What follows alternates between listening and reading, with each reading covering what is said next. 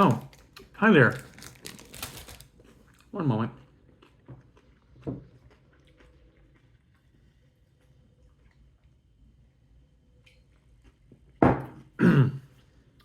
All right. So, this is the third video showcasing the recent movies that I've gotten on various media like DVD and a Blu-ray. However, let's start with some VHSs that I picked up at at an antique mall. It was in North Richland Hills. This VHS tape, it's a couple of magic tapes. This is called, they're not magic tapes, they're about balloon animals, how to make balloon animals. This one's called Birds and Buds, and really that's probably all I need to say about that. This one is called Beasts and Bugs, Volume 4. These were made in Dallas, I think. This was from the Balloon Man of Dallas, Texas. This is intermediate to advanced balloons that take 3 to 8 minutes. So you can borrow this if you ever need to make any balloon animals. All right, so let's go on with the movies that I've gotten. This is a copy of Mad Max that I got it was a vintage store, like another antique mall, but this antique mall is in Carrollton, in downtown Carrollton, kind of close to the Babe's Chicken place. It has a commentary. I left my reading glasses in the other room, so it does have a commentary by, maybe you can make that out. I don't know, maybe not. All right, so there's that.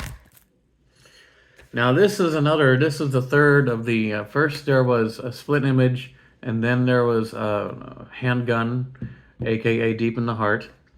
But this is another movie that I've been really excited about getting on Blu-ray, Phase 4. It's been on Blu-ray before. It's even been on DVD before, and of course VHS. But this is a new Blu-ray. It has a commentary. Yeah, that writing is real small. It does have a commentary, which I haven't heard yet, but this is looks like a really great version of this movie from Vinegar Syndrome.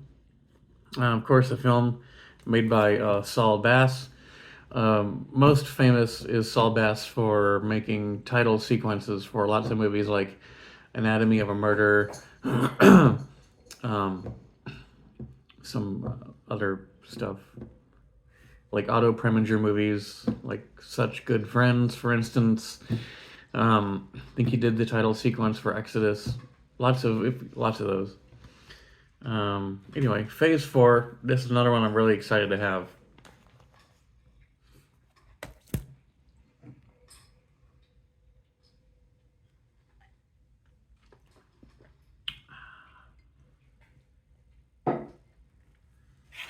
This is a movie with Nicolas Cage called The Unbearable Weight of Massive Talent. I hear that's good, but I haven't seen it.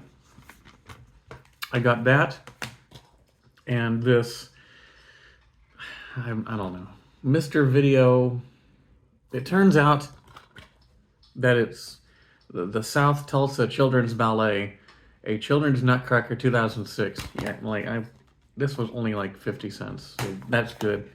I got both of these at an antique mall, thrift store, antique mall. It was an antique mall. Antique malls are different from thrift stores. Antique malls tend to usually be, well, you've been to them. I mean, but for if anyone else is watching this somehow, which would be cool. But antique malls are usually better than thrift stores, depending on the antique malls.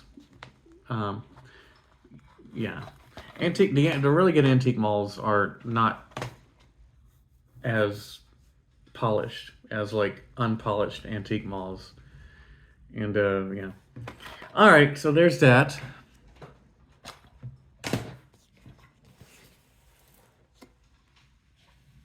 All right. I got Mystery Science Theater 3000, the movie, and Free Willy, and Northern Exposure, the 4th season, at the same Antique Mall in North Richland Hills, Texas, as I got the other thing that oh yeah, these videotapes. And I also picked up at that same store a copy of Copycat, which surprisingly has a commentary by the director, John Amiel. So I've never seen Copycat, but you know, and I've seen a lot of YouTube videos lately about how Warner Home Video DVDs are kind of getting disc rot quickly, but maybe it was just the Blu-rays. Anyway, whatever. Copycat. All right. Now let's delve into another VHS that I got. In a previous video, you may remember that I highlighted a store called Lucky Dog Books in East Dallas. Well, at that same store, I picked up a really nice copy, a VHS of Paul Harvey, The Rest of the Story. It is, you probably know who Paul Harvey is, but he was a radio commentator, newsman from like the 1940s, maybe in the 30s also. But he did a daily 15-minute newscast, which used to air around the country. It aired on WBAP AM 820 here in Dallas. And at 5:55 every weeknight would also air a 5-minute program called The Rest of the Story, where Paul Harvey would talk about a historical event, a person from history, you name it. A lot of these are on YouTube if you want to just, type in Rest of the Story, Paul Harvey. But apparently this is an hour of him on video just telling some of these stories. So that's Paul Harvey, The Rest of the Story. Good day. This is the novelization of Meteor, the movie that came out in 1979 with Sean Connery, Carl Malden, Natalie Wood, among others. Brian Keith, Martin Landau. Now, let's get back to the DVDs. This is something I saw featured on the show VCR Party Live, which is great. Joe Pickett and Nick Pruer, Steve Lawrence, and George Paslis host this weekly show, which showcases just odd, unique VHS tapes and sometimes DVDs from their huge collection. Anyway, they featured this one called Anatomy for Beginners, which is basically like a 2 DVD set of a live autopsy. And I know that if you're looking for something to throw on the DVD player when family's in town, I think you got to start here. Maximum Overdrive, I got on Amazon. Most of these I got on Amazon, unless otherwise stated, basically. I think I eBayed an Autopsy for Beginners. Maximum Overdrive, I've never seen. It sounds cool. It has a couple of commentaries on it, so that should be fun. I'll be back. Okay, I'm back. The commentaries are on Maximum Overdrive are by writer Tony Magistrale, author of Hollywood Stephen King, and there's a commentary by Jonah Ray and Blumhouse film executive Ryan Turek.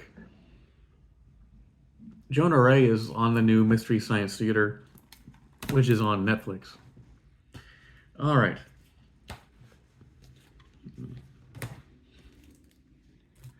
Not duet for 2, not duet for 3, not even 4, but duet for 1 with Julie Andrews, Alan Bates, and Max von Sydow. Some great actors there. Another commentary by Daniel Kramer. This movie came out in the 1986. Duet for 1. I'm not sure what it's about, but I bet it's about someone who's dying. That sounds like the title of a movie about someone who's dying. Yes, Julie Andrews' character is suddenly afflicted with multiple sclerosis. All right, well, I'll watch it sometime. Sounds pretty good. Now, I've recently been interested in the Death Wish movies with Charles Bronson, so I watched the original film on HBO Max. Then I watched the next two. I think all of them except for 5 are on HBO Max. But I wanted to hear commentaries, as I do, so I bought a copy of Death Wish 2, which has a commentary by... I've heard it already. It's by the guy... There's this guy who... here he is. Author and historian Paul Talbot. He's written like a movie... he wrote the Bronson's Loose books. How do I know that? Well, it's on the back of this copy of Death Wish 4. The Crackdown. And then Death Wish 5, The Face of Death, which also has a commentary. All 3 of these have commentaries by Paul Talbot. And I've only heard the one for 2, not the one for 4, not the one for 5 yet. Anyway, I know these are not well-regarded movies. They're canon films from the 80s. 5 is from like 1984. I know they're not well-regarded, but I don't care. I like all sorts of types of movies. I like classic great movies like The Right Stuff and Tender Mercies and Sling Blade, but I also enjoy watching just silly, I don't know what exploitation, trashy movies like Death Wish 4, you know. I guess I don't have that mentality of, well, you know, this movie sucks because it has Charles Bronson, or it's a low budget, or it's just a crime movie, you know. Yeah. Anyway, speaking of movies that suck, I'm just kidding. I haven't seen this, but here's Stone Cold with Brian Bosworth, which has a commentary by Mike Leader and Arnie Venema. I'm not sure who those people are, but I'm sure that it's an interesting commentary. This movie, Stone Cold, played at the AMC theater that I worked at, the Irving 6, back in the early 90s. And that was really a high point in my life, working in that movie theater, because I met a lot of cool people, a lot of people who are still my friends. So I really thought that was great. And this movie, High Point, filmed in Toronto, stars Richard Harris and Christopher Plummer. This is another one I hear is good, but I've never seen it. I think I might set that aside also and watch a little bit later. Here is The Man Who Wasn't There, which was a 3D comedy released in 1983. One of the several 3D movies that were released in 1983. There was a brief 3D craze back then. Movies like Coming At Ya, Parasite, Jaws 3D, Amityville 3D, Friday the 13th Part 3 in 3D, and Treasure of the Four Crowns. But this has a commentary, which I've heard. It's pretty good. It's by Paul Korup of KenExploitation.com and film historian Jason Pachonsky. It has a pair of 3D glasses in it, but my TV isn't a 3D TV, and I enjoyed it just as well in 2D. I mean, it's not a great movie, but it's entertaining and it's fine. I'm glad I saw it, and I like hearing any information about any old movie, any strange movie like that. Here is a Blu-ray copy of The Sorrow and the Pity, which is I've never seen this, but it's a documentary made in 1969 about the Holocaust. I really want to see this sometime. I've always heard it's a really great documentary. It is 259 minutes, so that's a little over 4 hours. 4 hours and 19 minutes. Part 1 is 126 minutes. Part 2 is 133, so that is 259. Yeah. 4 hours and 19 minutes. I'll watch this sometime. Another one I want to watch is Shoah, which I also have on Blu-ray from Criterion, which is like an 8 or 9 hour documentary about the Holocaust. Siskel and Ebert championed that movie back when it came out in, I think, 1985. So anyway, I've got a few more here. I've got Das Boot, which this is the original uncut miniseries. So this is longer than both the 2 hour 20-minute theatrical version, dubbed theatrical version that came out in 1982, and then sometime in the late 90s there was like a 3.5 hour version that came out. But this version is actually 4 hours and 53 minutes. It's the version that aired on German television back in the early 80s, the original uncut version. This doesn't have a commentary, but I have the 3.5 hour version, which does have a commentary, so I'll watch that sometime. This is a Blu-ray called A Disturbance in the Force. This is a really good documentary about the making of the Star Wars Holiday Special. It's not so much about the making of that, but it's about the existence of the Star Wars Holiday Special, which aired one time only back in 1978. You can find that on YouTube now, but this is a really good documentary. I'm sure it'll be streaming at some point. I'm not sure where my copy of Airplane is, so when I was at a thrift store an antique mall in Denton, no, I got this in Plano. It was the Plano Antique Mall. I got another copy of Airplane with commentary by the Zucker brothers, Jim Abrahams, and producer John Davison. Airplane, always a classic. The Final Option, I got this in one of those Kino Lorber sales. Actually, about half these movies that I've shown you, I think I've gotten in those Kino Lorber sales that they do several times a year. This has a commentary. I haven't seen this, but apparently Judy Davis is very good in this film. So I will watch this at some point.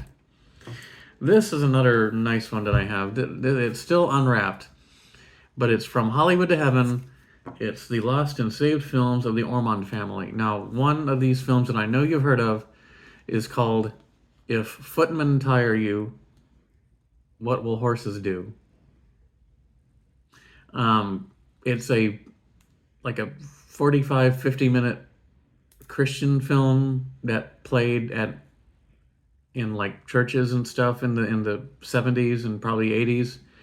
Really notorious Christian film. Has like blood and gore in it. Not real bad, just real fake looking, but this has a lot of commentaries with members of the Ormond family. So I'm looking forward to delving into this. Some of the movies are kind of like not exactly, I don't think they're Christian exploitation films. They're more just regular run-of-the-mill exploitation movies from the 50s and 60s. But Ormond did eventually go into making like Christian exploitation films, and those are the ones that are more interesting, I think. All right, From Hollywood to Heaven. Let's see. I picked up these two movies at a video store that I found up in Northern California. We were driving on the Pacific Coast Highway. I don't remember what town we were in. It was somewhere in Northern California. But I picked up a copy of the Buddy Holly story, which is sometimes streaming, sometimes isn't. But it has a commentary with the director, Steve Rash, and Gary Busey. So there's the Buddy Holly story. And too soon, it's Bill Cosby himself, which I've never seen, but it's his one and only concert film. It's him sitting on a chair in Toronto on a stage doing his routine. Came out in 1982, probably filmed in 81, but released in 82. I'm sure it's funny if you can separate yourself from Bill Cosby. If you can separate Bill Cosby, the comedian, from Bill Cosby, the person he ended up being, then it's basically up to anyone if they would even want to watch this at this point, and then enjoy it. I haven't watched it yet. I got this. Actually, Buddy Holly story I did get at that video store in in Northern California, but this I picked up at that last Blockbuster video in Bend, Oregon. All right, and then I have two more things. Roz and I went to an estate sale in East Dallas last weekend. The same outing where we ended up going to Lucky Dog Books. And I picked up a copy of A Few Minutes with Andy Rooney. You may or may not remember, at the end of every episode of 60 Minutes in the 70s, 80s, and probably the early 90s, it would end with 5 minutes of this gentleman, Andy Rooney, talking and commenting about anything. It was very random. There's some of his bits on, they weren't comedy bits, but he would he would have little segments about, you ever wonder why soap is that shape? Stuff like that. Or you ever wonder why soda cans have pop-up things? I don't know, stuff like that. You ever wonder why potato chips end up like this? That sort of thing. He was really clever. And I enjoyed his segments at the end of 60 Minutes. And I used to have this book when I was a kid, but it disappeared somewhere and I don't have it anymore. So I was happy to find a copy of that book. And then there's also, at that same estate sale, I found a copy of The Nest, which I saw on a bookcase, and I saw just this. I saw The Nest. Oh, huh. It can't be. Well, I'll pull it down anyway and see. I wonder if it is like the novelization or a book on which the movie about the giant bugs is based. It can't be. What the hell? It is. This was written in 1980. The copyright date of this book is 1980. So it definitely was written. This was written before the movie, which I also have a copy of, was made. The Nest, with a commentary by director Terrence and Winkless. It's a shame not to have a wink. But this movie came out in 86. 88. 1988, this movie, The Nest, was made. Don't count this DVD, The Nest, as one of the newer ones that I've received, so just FYI, don't put that on your list. Okay. All right.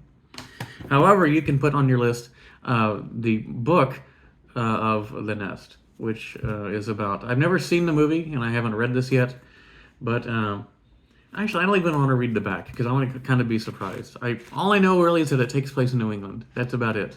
And it has bugs in it. Probably a lot of bugs, kind of similar to the last segment of Creepshow.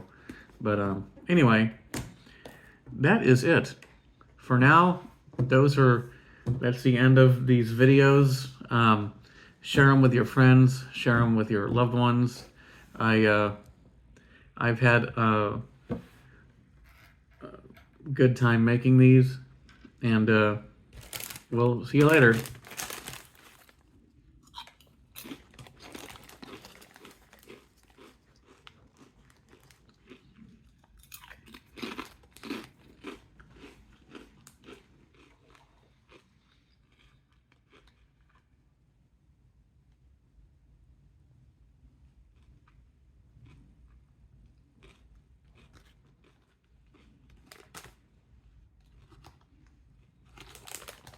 Oh, no, bye.